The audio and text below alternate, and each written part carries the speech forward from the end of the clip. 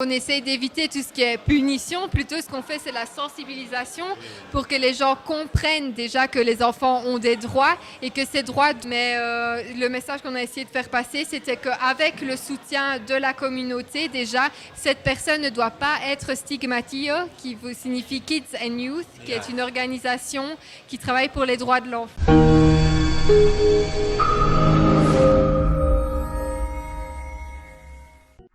Téléspectatrices des Midjo Talent TV, comme vous les voyez à côté de moi, je ne suis pas seule, je suis avec Aurélie.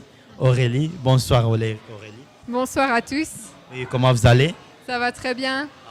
Vous allez expliquer à nos téléspectateurs ainsi que téléspectatrices quel est votre travail et qu'est-ce que vous faites ici à l'école française? Ok, donc on est ici à l'Institut français parce qu'on a eu un événement de clôture de 16 jours d'activisme contre les violences basées sur le genre. Oui. Moi, je travaille chez KIO, qui signifie Kids and Youth, qui est une organisation qui travaille pour les droits de l'enfant. Voilà. Cette organisation travaille pour les droits de l'enfant, comme nous le savons tous ici en Afrique, ici au Burundi, les droits des enfants sont vraiment bafoués et quels sont les messages que vous donnez aux différentes personnes qui bafouent les droits des enfants? Donc ici, le message qu'on a essayé de faire passer à travers un spectacle de danse qui a été réalisé par les enfants, c'était vraiment de montrer que les enfants ont du talent, qu'ils ont des choses à dire, qu'ils ont des choses à exprimer, qu'il faut donner le temps et l'opportunité à ces enfants de pouvoir s'exprimer et surtout à tous les adultes d'entendre le message qu'ils ont à nous dire. Oui, dans notre pays, il y a la liberté d'expression. Je pense que personne ne peut me contredire.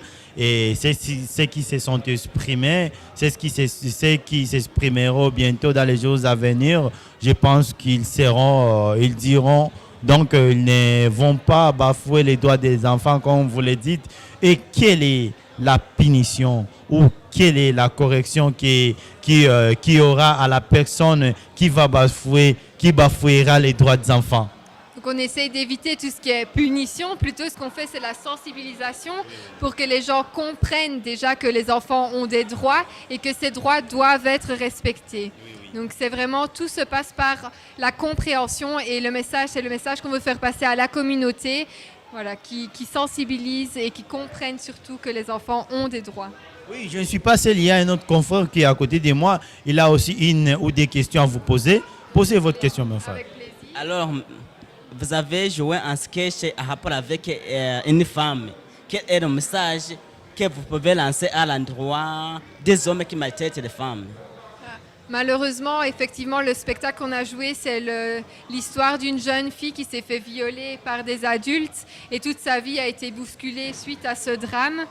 Mais le message qu'on a essayé de faire passer, c'était qu'avec le soutien de la communauté, déjà, cette personne ne doit pas être stigmatisée, ça ne doit pas rester juste une victime, il faut vraiment la soutenir pour qu'elle puisse se développer. Et au-delà de ça, c'est évidemment une sensibilisation vis-à-vis de toute personne, hommes et femmes, que ce sont des conséquences, des actes qu'ils peuvent faire, qui ont vraiment des conséquences très importantes sur la vie de quelqu'un et que ça peut faire basculer toute une vie qui pourtant avait beaucoup de projets, beaucoup de rêves et d'envies. Oui, vous avez une autre question, confrère? Vous avez une autre question? Oui, non, mon confrère vient de me dire qu'il n'a pas une autre question. Et vous savez qu'ici au Burundi, je me rappelle, j'ai été à la prison centrale de Burundi. J'ai rencontré plusieurs femmes qui étaient violées, ainsi que plusieurs hommes qui étaient incarcérés parce qu'ils avaient violé des femmes. Mais je me rends compte qu'ici au Burundi, l'histoire des viols est une histoire courante et les parents utilisent ces termes pour trouver ou pour bénéficier de l'argent en utilisant ces termes des viols. Alors, est-ce qu'en réalité vraiment, parce que je me demande, est-ce qu'il y a viol des femmes sans expertise médicale? Est-ce qu'il y a viol vraiment sans expertise médicale? Donc je pense que pourquoi est-ce qu'il n'y a pas d'expertise médicale, c'est parce que les femmes ont peur justement d'aller s'exprimer. Je pense que ce sont des victimes qui sont stigmatisées dans leur communauté. Donc la réaction de la communauté fait qu'elles n'osent pas parler au public de ce qui leur est arrivé parce qu'elles savent très bien que le public vont peut-être encore augmenter les conséquences négatives qu'elles ont déjà subies. Donc elles préfèrent se taire pour essayer de limiter ce qui est déjà arrivé, mais ce n'est pas une solution. parce que c'est pas comme ça qu'on va réussir à faire changer les choses. Elles ont le droit à la parole et surtout, toutes les personnes qui leur ont fait du mal ont aussi doivent comprendre que ça peut faire basculer toute une vie et ça doit changer. Oui, Madame Aurélie, Media Talent TV vous remercie. Merci beaucoup à vous et merci à vous également. Merci beaucoup.